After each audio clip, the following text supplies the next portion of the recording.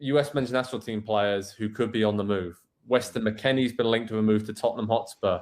I've got some information on this. I've been told by sources close to McKennie that he's very happy at Juventus right now. So that is the situation where he's from, where he's coming from. But the latest reports are suggesting that Tanguy Ndombele at Tottenham is not happy. He wants to leave. Juventus may want him. There could be a swap deal there, or maybe Moussa Sissoko. But some of those reports have been, slammed today and saying that's not going to happen. But Juve would be happy to accept around $35 million for Weston McKennie if he wanted to leave and if a club came in with that offer.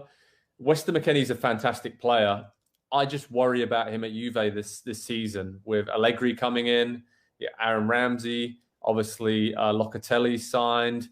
There's a lot of players there fighting for those central midfield spots. And I don't know if he starts week in, week out. Is he better off maybe going to a Tottenham, be it on loan or permanently, playing week in, week out, which I think he probably would do alongside Pierre-Emile Højbjerg in that team?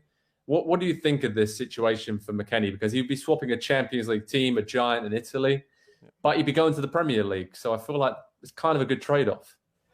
See, I could see both sides of the coin. If I'm McKennie, one of the things I'm thinking is I went to Italy. I probably only maybe he expected to play for Juve for 10 years. But while there, I want to win. I'm at the biggest club there. I want to win.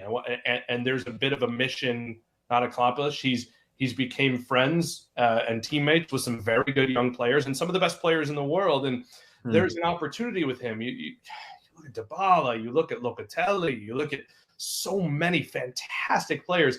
I wonder if he's not thinking, I've got something to prove here. I want to go to Italy and then leave Italy saying I did it. I got it done there. On the flip side, the point you make, and again, maybe Oliver Skip is fantastic. The opportunity to move to London, where one of your best friends is, Christian Pulisic, potentially just run amok because you know that Højbjerg's got it locked down for you next to you.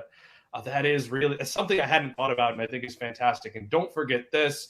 I think I read it in our article, actually, but Paratici was a big part of getting him to Juve, from what I understand, that he was very high on McKennie.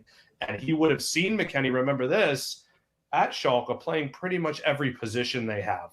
So I guess that's also a boon if we talk about the Juve angle, because if he can't get in the middle of the pitch, maybe they use him somewhere else. But both of them would make sense to me. I think he stays, and I think he probably wants to stay. I agree with that. But yeah, Paratici obviously is a big fan of him, was in charge at Juve, their transfer business, got him in from Schalke. And I think Tottenham as well, just they need that extra cover in a lot of areas. So it's a great point. A player that can play multiple positions, fullback, midfield, even centre-back at a push.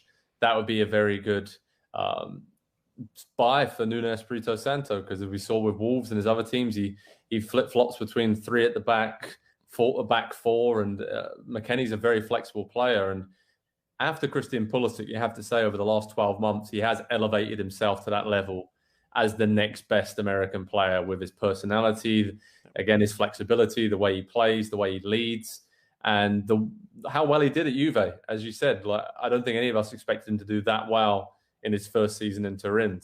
And he took that to the US men's national team over the summer, Nations League, obviously that success against Mexico, and the US will be leaning on him heavily in World Cup qualifiers coming up.